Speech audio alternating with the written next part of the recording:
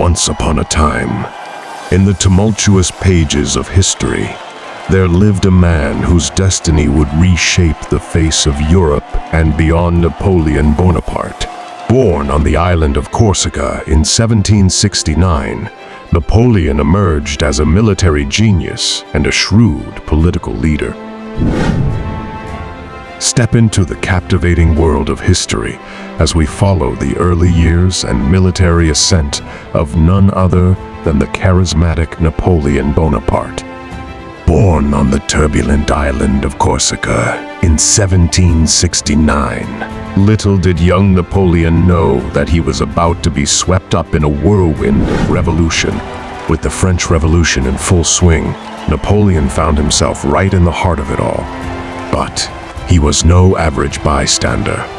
Oh no, he was a sponge for knowledge and a voracious student of history.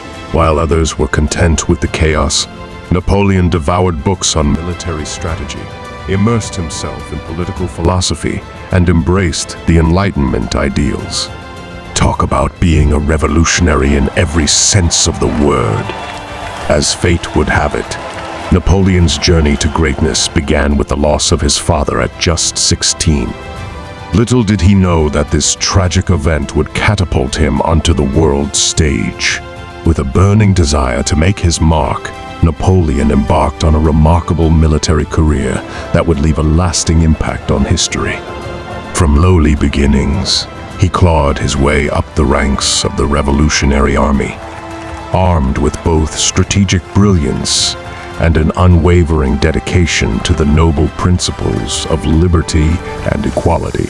It was during the legendary siege of Toulon in 1793 that Napoleon's true genius shone through, capturing the attention of his superiors and earning him the nickname the Little Corporal. These were the transformative years that molded Napoleon into the military mastermind and political titan that would forever be etched in our history books. So, buckle up and prepare to witness the extraordinary rise of one of the most revered leaders of all time. Consulate and Emperor.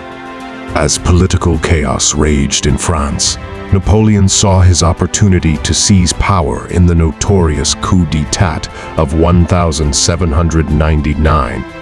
Thus, the Consulate era was born, marking a unique period of political and military innovation under Napoleon's masterful leadership.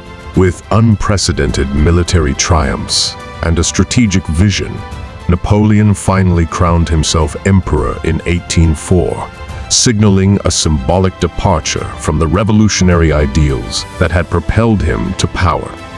But make no mistake, this transition was a calculated move to bring much-needed stability to France, even if it posed a threat to other European monarchies.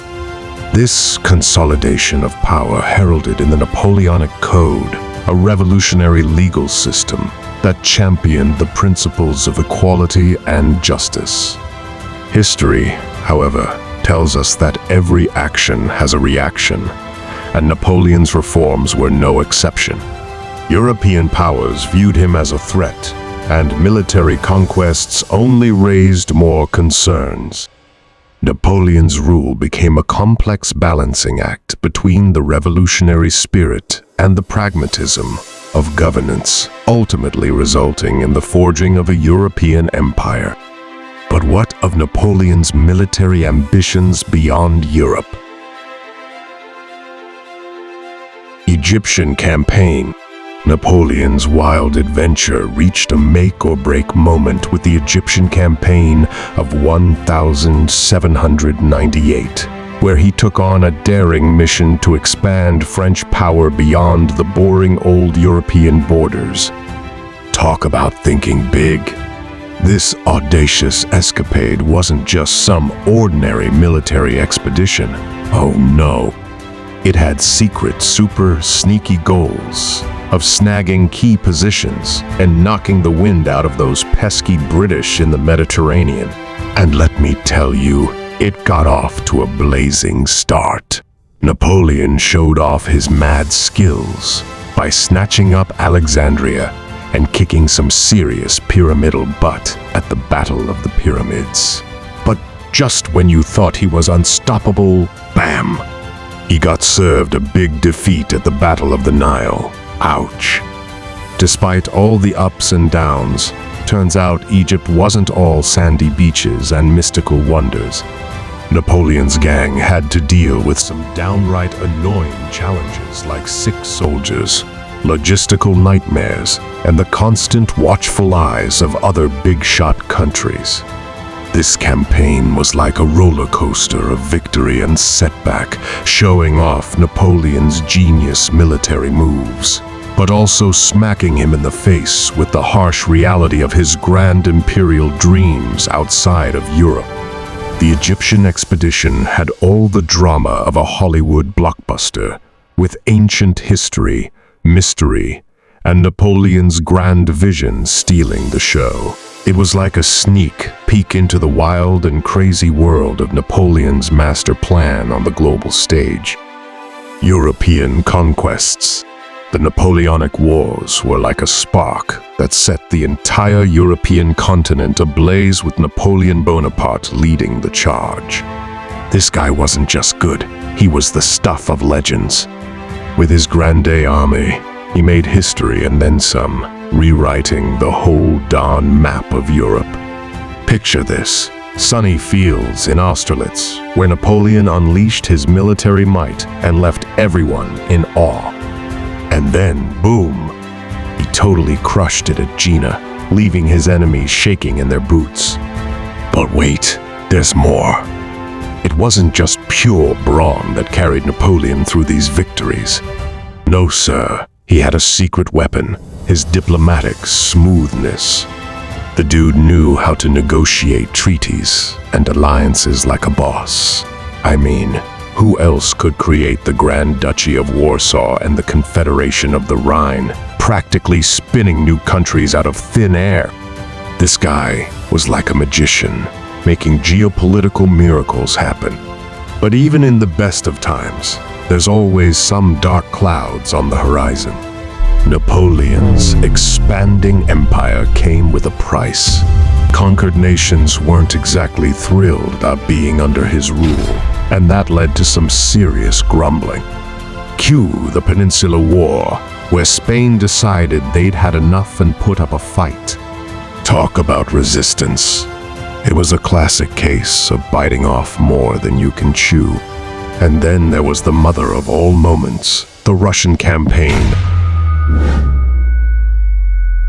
The Russian campaign of 1812. This epic tale is like a mix of military might, logistics gone wild, and ambitious dreams crashing into the cold, hard reality. Picture this: Napoleon and his fancy Grande Army journeying through the vast lands of Russia, facing the biggest test of their lives. It's like a reality show, but with cannons. In one corner, we have the Battle of Borodino, where titans clash and show off their strategic genius. Napoleon claims victory, but his army takes a serious beating. Talk about a high price for a little fame. And speaking of fame, Moscow becomes the elusive prize, with its own citizens setting it on fire. It's like a real-life game of who burned it better. But things go from bad to worse when that Russian winter rolls in, hitting the Grande Army like a snowball to the face. That retreat from Moscow turns into a terrible odyssey of suffering and desperation. Oops! Seems like Mother Nature doesn't care about Napoleon's empire. We've got battles at Krasnoy and soldiers crossing the freezing Berezina River, all while trudging through the snow. Talk about a winter wonderland nightmare. This Russian campaign takes heroism and tragedy to a whole new level. It's like a really, really depressing play, with Napoleon's ambitions crumbling before our eyes. Time for a reality check, buddy. But wait, there's more. After the echoes of this disastrous campaign, Napoleon faces a new reality: defeat. Forced into exile on Elba, he's stuck on an island contemplating his ups and downs.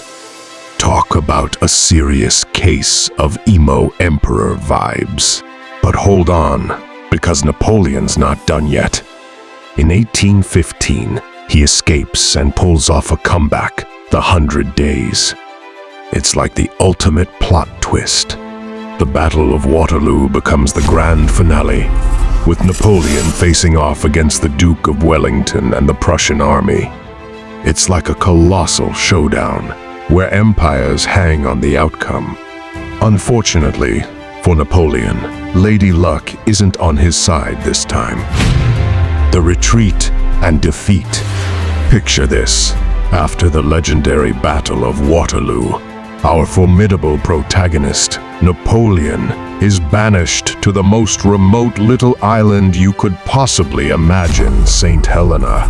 This place, smack dab in the middle of the vast Atlantic Ocean, is like the ultimate fortress of solitude. Not exactly a tropical paradise, I must say. So there he is, our once mighty emperor, stripped of his power and influence, left to wrestle with his thoughts on his wild and crazy life. St. Helena, a rock-filled prison, both physically and metaphorically. Gone are the days of bustling corridors of power. Oh no. Now it's all about dictating memoirs, having chats with his loyal followers, and battling the creepy ghosts of his past victories and defeats. You see the grandeur of Napoleon's mighty empire? Well, it shrinks faster than a pair of wet socks in the wash. All he's got left is Longwood House, once a fancy schmancy residence, now just a fancy schmancy cage. Poor Napoleon tries desperately to break free from this pit of insignificance, but fate has other plans. His health starts to fail, and he finds himself trapped in the shadow of his former glory. It's like watching Superman losing his powers, or a lion turned into a house cat. Utterly heartbreaking, folks. In this remote and humdrum island life, the mundane routines clash with memories of battles won and lost. Yeah, it's like running errands at Walmart while reliving that time you won the state basketball championship. Painful, right? Napoleon, the enigma himself, takes his last breath on May 5, 1821, marking the end of an era.